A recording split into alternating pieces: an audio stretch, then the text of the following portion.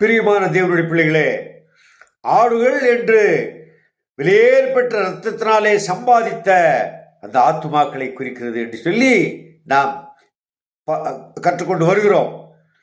பாருங்க, அப்படிப்பட்ட ஆடுகளுக்கு நேற்றைய தினத்திலே நாம் கற்றது போல போஷிப்பு கொடுக்க வேண்டிய, அதாவது ஆகாரத்தை கொடுக்க வேண்டிய அந்த மேய்ப்பன் வேத வசனத்திலிருந்தும் தம்முடைய சொந்த சாட்சியிலிருந்தும் அவன் அந்த விசுவாசிகளை பலப்படுத்தக்கூடியவனாக இருக்க வேண்டும். எப்படிப்பட்ட ஒரு அக்கறை உள்ள காவலாளனாக இருக்க வேண்டும் என்று இங்கே ஏசாயா தீர்க்கதரிசி புஸ்தகம் 40ஆம் அதிகாரம் 11ஆம் வசனத்தை இங்கே சொல்லப்பட்டிருக்கிறது. ஏசாயா 40:11, மேய்ப்பனை போல தமது மந்தையை மேய்ப்பார், ஆட்டு குட்டிகளை தமது புயத்தினாலே சேர்த்து தமது மடியிலே சுமந்து கரவலாடுகளை மெதுவாய் நடத்துகிறார். பாருங்க, ஆட்டு குட்டிகள் இருக்குது, சிறிய ஆட்டு குட்டிகள் இருக்குது, கரவலாடுகள், அதாவது பால் கறக்கக்கூடிய கரவலாடுகள் இருக்கிறது. வித்தியாசமான அந்த கூட்டம்.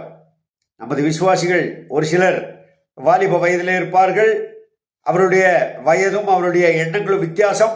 ஒரு சிலர் முதிர்ச்சி உள்ளவர்களாக இருக்கலாம், ஒரு சிலர் சிறு பிள்ளைத்தனமாக, வயதாக இருந்தாலும் சிறு பிள்ளைத்தனமாக இருக்கலாம், ஒரு சிலர் எதிர்த்து பேசலாம்.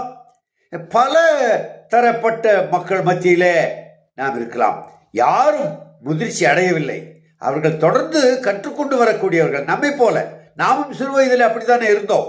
ஆகவே அப்படிப்பட்ட மக்களை உடனடியாக நாம் ஒரு வெறுப்பை காட்டியோ அல்லது ஒரு கோபத்தை காட்டியோ அவர்கள் சோர்ந்து போய்விடாதபடி பாருங்க, அழகாக சொல்லப்படுது, மேய்ப்பனை போல தமது மந்தையை மேய்ப்பார், ஆட்டு குட்டிகளை தமது புயத்தினாலே சேர்த்து தமது மடியிலே சுமந்து கரவலாடுகளை மெதுவாய் நடத்துகிறார். அன்பானவர்களே, அன்பும் தாழ்மையும் கரிசனையும் உண்மையும் நீதியும் சாந்தமும் உள்ள அந்த குணமே இப்படிப்பட்ட ஊழியத்தை செய்ய முடியும்.